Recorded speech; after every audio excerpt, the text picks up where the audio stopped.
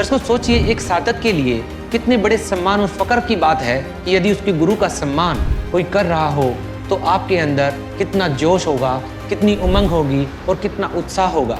लेकिन इस व्यक्ति के मन में कितनी पीड़ा है, कितना दुख है, कितना दर्द है, ये एहसास दिलवाता है कि ये वास्तव में गुरुद्रोही है। जिस प्रकार की भाषा ये व्यक्ति बोल रहा है, इससे स्पष्ट होता है कि इस प्रकार की भाषा एक गुरुद्रोही के मुंह से ही सुनी जा सकती है। दर्शकों, अब आपको संत रामपाल जी महाराज के द्वारा दिया गया वो संदेश भी सुना देते हैं जो महम 24 खाप पंचायत के लिए संत रामपाल जी महाराज ने जेल धाम से भेजा है। सुनिए। संत रामपाल जी महाराज का पत्र जेल से वकीलों के माध्यम से भेजा गया। दिनांक 13 अक्टूबर 2025 प्रति माननीय प्रधानगण, महम 24 खाप, जिला रोहतक, हरियाणा। विषय मानवता रक्षक सम्मान प्रदान करने हेतु आभार प्रकट करने संबंधी पत्र। सत साहेब, आपके द्वारा मुझदास को प्रदान किए गए मानवता रक्षक सम्मान के लिए मैं हृदय से आभार व्यक्त करता हूँ। यह सम्मान मेरे लिए किसी व्यक्तिगत गौरव का विषय नहीं है, बल्कि यह मेरे गुरुदेव स्वामी रामदेवानंद जी महाराज और सर्वशक्तिमान परमेश्वर कबीर साहेब जी की कृपा का परिणाम है। उनकी असीम कृपा से ही यह सेवा कार्य संभव हो पाया है। मैंने सदैव अपने जीवन में यही प्रयास किया है कि परमात्मा कबीर साहेब जी के सतत ज्ञान और भक्ति के अनुरूप समाज में प्रेम, समानता और सेवा की भावना जागृत हो और सर्व मानव परमात्मा कबीर जी का ज्ञान समझकर अपने निज घर सतलोक चले जाएं। हरियाणा सहित देश के अनेक राज्यों में जब लोग बाढ़ से पीड़ित हुए, तब परमेश्वर कबीर जी के आदेश से उनके बच्चों के लिए इस दास ने इस सेवा के कार्य को शुरू किया। ये सब कार्य मेरी व्यक्तिगत इच्छा से नहीं, बल्कि परमात्मा की प्रेरणा और मेरे गुरुदेव की आज्ञा से संपन्न हुए हैं। आपके इस सम्मान ने न केवल मुद्दास रामपाल दास को, बल्कि उन लाखों सेवादारों और सच्चे भक्तों की भावना को भी सम्मानित किया है जो दिन रात इस समाज सेवा और सत्य भक्ति के प्रचार में समर्पित हैं। मैं रामपाल दास ये कहना चाहता हूँ कि मैंने कभी सम्मान या प्रसिद्धि की इच्छा से कोई कार्य नहीं किया। परमात्मा कबीर जी अपनी वाणी में कहते हैं कि साधु भूखा भाव का, धन का भूखा नाही। यानी जो संत होते हैं वो धन या यश के भूखे नहीं होते, वो केवल परमात्मा के प्रतिभाव के भूखे होते हैं। अतः यह सम्मान मुझ दास का नहीं, बल्कि मानवता, सतभक्ति और परमात्मा की कृपा का सम्मान है। मैं महम 24 खाप पंचायत के सभी माननीय प्रधानगणों के प्रति हृदय से आभार व्यक्त करता हूं कि आपने सच्चे परोपकार और समाज हित के इस कार्य को पहचान कर इस सम्मान के माध्यम से मेरे गुरुदेव स्वामी रामदेवानंद जी महाराज और परमेश्वर कबीर साहेब जी की महिमा को और अधिक प्रकाशित किया है।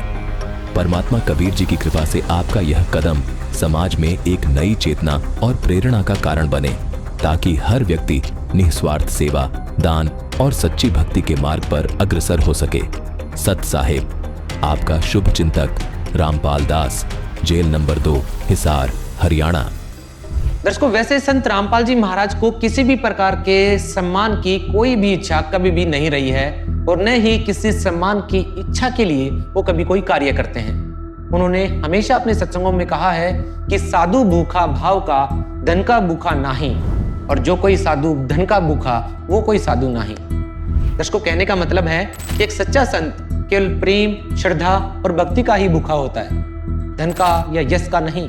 लेकिन जब देश भर के लाखों जरूरतमंदों की निस्वार्थ सेवा के लिए, मानवता की भलाई हेतु जब संत रामपाल जी महाराज को सम्मानित किया गया, तो वो सम्मान किसी व्यक्तिगत अहंकार या प्रसिद्धि के लिए नहीं, बल्कि यह सम्मान जन सेवा और मानवता के प्रति संत रामपाल जी महाराज के अथक प्रयासों का प्रतीक था। ये गौरव संत रामपाल जी महाराज का नहीं, बल्कि उन सभी असहाय और पीड़ित लोगों का है जिनके जीवन में संत रामपाल जी महाराज ने उम्मीद और राहत की किरण पहुंचाई है। दोस्तों, ये पवन गुरुद्रोही हर उस कार्य का विरोध करता है जो समाज और मानवता के हित में संत रामपाल जी महाराज ने किया है। जब संत रामपाल जी महाराज ने जाट आरक्षण आंदोलन के दौरान गरीब और शोषित किसानों के समर्थन में आवाज उठाई, तब भी इस गुरुद्रोही ने ऐसे ही विरोध किया था। जब संत रामपाल जी महाराज ने जाट धर्मशाला भवन के निर्माण के लिए एक सामाजिक कार्य में सहयोग किया, तब भी इस गुरुद्रोही ने संत रामपाल जी महाराज के इस जन कल्याणकारी कार्य के लिए भी इस व्यक्ति ने ऐसे ही विरोध प्रकट किया था, जो कि ये परिचय देता है इस बात का कि ये पक्का गुरुद्रोही है। दोस्तों सच्चाई ये है कि पवन दास अब काल के खेमे में जा चुका है, जहां न तो भक्ति का भाव है और न ही सत्य की समझ। वहां केवल अहंकार, जलन और नफरत का राज होता है। और इसी नफरत की आग में आज ये गुरुद्रोही लगातार संत रामपाल जी महाराज के जन कल्याणकारी कार्यों को लगातार नजरअंदाज करते हुए केवल ईर्ष्या और द्वेष की भावना के चलते केवल जहर ही उगल रहा है। दोस्तों संत रामपाल जी महाराज सदा अपने सत्संगों में ये गूढ़ सत्य समझाते हैं कि जो कोई गुरु वचन पे डट जाए, कट जाए फंद 84 के, यानी कि जिसने अपने गुरु के आदेशों का पालन किया वही 84 लाख योनियों के बंधन से मुक्त हो सकता है। भाई जो गुरु वचन पे डट गे रकट गे फंद 84 के, कट गे फंद 84 के, रकट गे फंद 84 के।